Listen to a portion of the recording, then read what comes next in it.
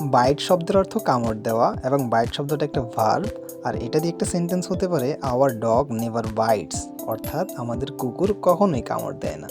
আমাদের পরবর্তী শব্দটা হচ্ছে বাইটিং। বাইটিং বাইটিং শব্দের অর্থ তীব্র বা কষ্টকর। এটা একটা অ্যাডজেক্টিভ এবং এটা দিয়ে একটা বাক্য হতে পারে it is a biting wind, অর্থাৎ এটা একটা তীব্র বাতাস। পরের শব্দটা হচ্ছে ভিজা। ভিজা শব্দের অর্থ অদ্ভুত। এটাও একটা অ্যাডজেক্টিভ এবং এটা দিয়ে একটা বাক্য হতে পারে দ্য কাস্টমার্স আর ভিজা, অর্থাৎ কাস্টমারগুলো অদ্ভুত।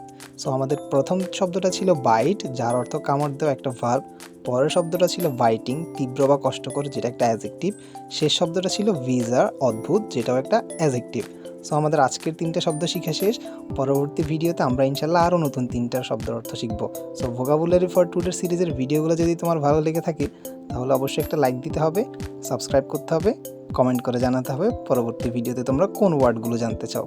সো আজকের মতো আল্লাহ হাফেজ, আসসালামু আলাইকুম।